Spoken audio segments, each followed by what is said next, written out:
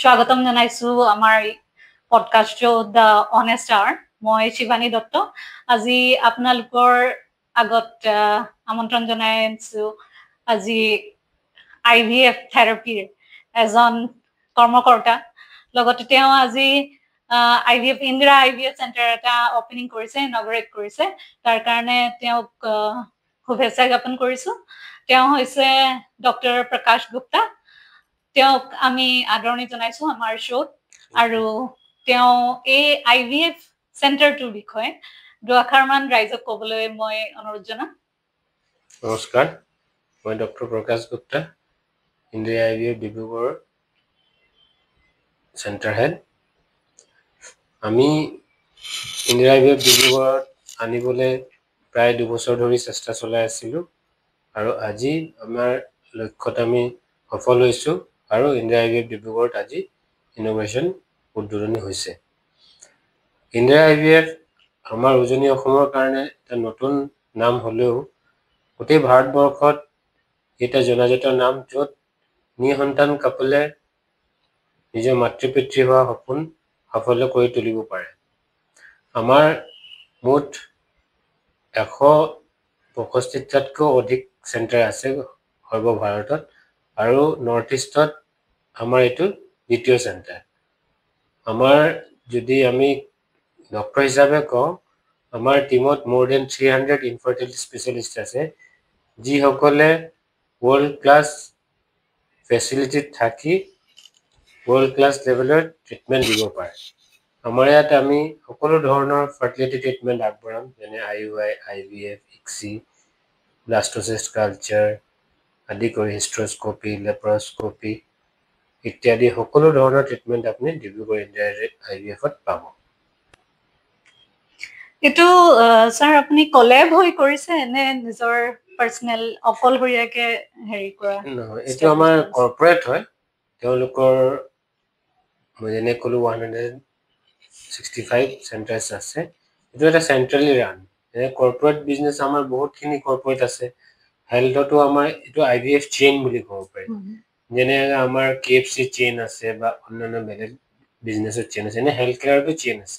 ডিব্ৰুগড়ৰ কাৰণে কৰ্পৰেটটো নতুন হ'লেও আমাৰ গুৱাহাটীত ধেৰ কৰ্পৰেটছ আছে। কৰ্পৰেট বুলি ক'লে আমি IVF চেইনত নোভা আছে, বিৰলা আছে, দিজ আৰ কৰ্পৰেটছ। কৰ্পৰেটৰ অনাৰ বুলিতো নাথাকে, তো এইটো centrally run. We all work in that chain.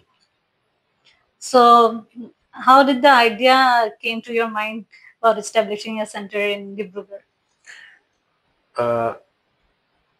I was doing fellowship in 2003. I joined India IVF in 2003 as a fellow in India Fertility Academy. I did 1 year fellowship. During that period, they were offering me to join India IVF and get a job outside Assam, in Delhi, or in Bengal, Siliguri, or in Bihar, but I was not willing to go outside Dibrugarh.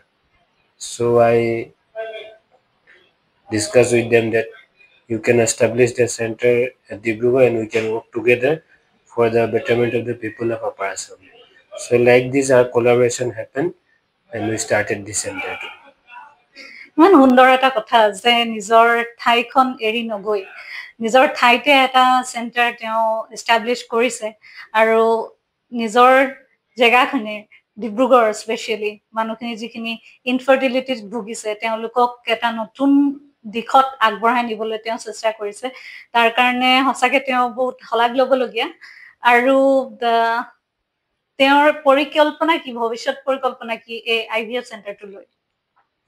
আমি ইয়াত IVF নহয়, আমাৰ ইয়াত fertility সকলো treatment কৰা হয়। আমি মেডিচিনছো দিওঁ, যাৰ IUI লাগে IUI কৰোঁ, যাক IVF লাগে IVF কৰোঁ, কাৰোবাৰ ICSI দৰকাৰ হ'লে ICSI কৰোঁ।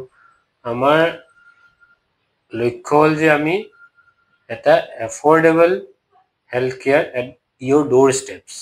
যিহেতু আগত মানুহৰ ইনফাৰ্টিলিটি বুলিলে তেওঁলোকৰ বহুত পইচা খৰচ হয় বা এনেকুৱা ধৰণৰ চিন্তা, আৰু বহুত দূৰলৈ যাব লাগে ট্ৰিটমেণ্ট ল'বলৈ। IVF যদি কৰিব লগা হয় তেওঁলোকে গুৱাহাটীলৈ, কেতিয়াবা কলকাতা, কেতিয়াবা দিল্লীত যাব লগা হয়।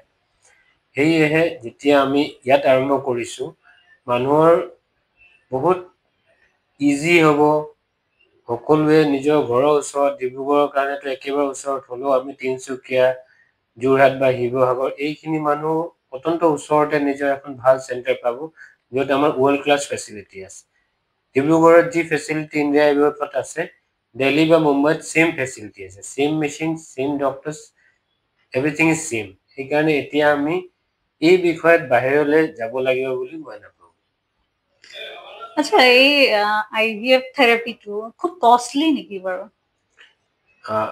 যেনেকৈ সাধাৰণ মই এতিয়া সেইটোকে কথা কৈ আছোঁ যে সাধাৰণতে মানুহে ভাবা হয় যে আইভিএফত বহুত পইচা লাগে 5 লাখ 10 লাখ এনেকুৱা খৰচ এনেকুৱা কোনো কথা নাই আপুনি যদি চেষ্টা কৰে 1 লাখৰ পৰা 2 লাখৰ ভিতৰত এটা চাইকেল আইভিএফ আমি কৰিব পাৰোঁ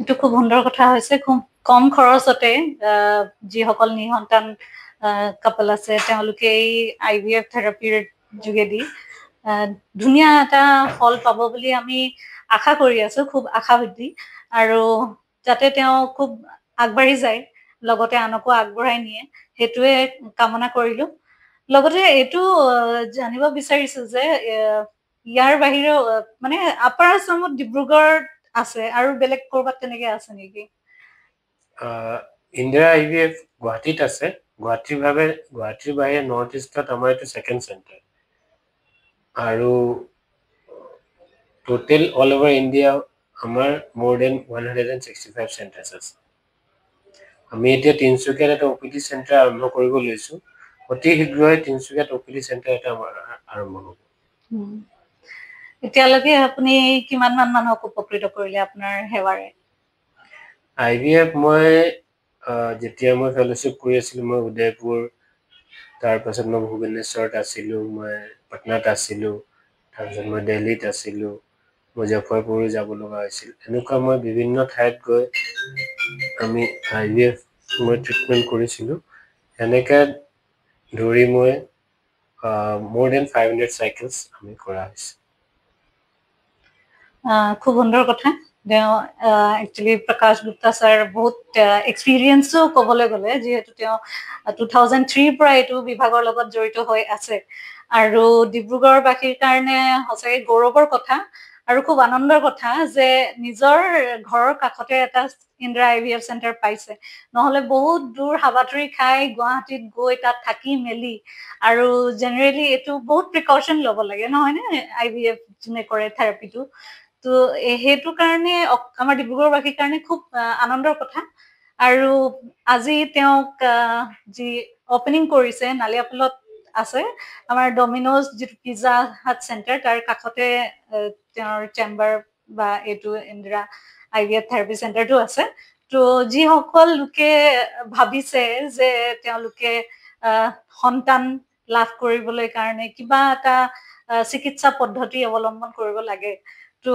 তেওঁলোকক ইয়াত আহিবলৈ মই মোৰ ফালৰ পৰাও অনুৰোধ জনাম আৰু তেখেতৰ থ্ৰুৱেদি যাতে সকলো উপকৃত হয় সেই তাৰে কামনা কৰিলো আৰু ছাৰে দুআষাৰমান যদি ৰাইজক এইটো বিষয় লৈ কিবা কৈ দিব বিচাৰিছে আমাৰ চেনেলৰ থ্ৰুৱেদি মষ্ট ৱেলকাম মই সকলোকে অনুৰোধ জনাইছো যে যিসকল দম্পতীয়ে বহুত দিন ধৰি মাতৃ পিতৃ হ'বলৈ চেষ্টা চলাই আছে আৰু তাত সফল হোৱা নাই তেওঁলোকে এবাৰ আমাৰ চেণ্টাৰলৈ আহি ইয়াত চাওক যে আমাৰ কি ধৰণে ফেচিলিটি আছে কি ধৰণে আমাৰ ৱৰ্ল্ড লেভেলৰ ফেচিলিটি আমি ইয়াত গঢ়ি তুলিবলৈ সফল হৈছোঁ কি ধৰণৰ আমাৰ খৰচ পাতি হয় যিটো ভুল ধাৰণা আছে বহুত খৰচ লাগে তেনেকুৱা ধৰণৰ একো খৰচ নহয় যিটো ভুল ধাৰণা আছে আইভিএফ কৰিলে বেড ৰেষ্ট লাগে তেনেকুৱা ধৰণৰ একো কথা নাই আপোনালোকে এবাৰ আহক আমি গোটেইখিনি আপোনালোকক বুজাই পঠাম তাৰপাছত আপোনালোকে ঘৰত গৈ চিন্তা কৰিব যে আমি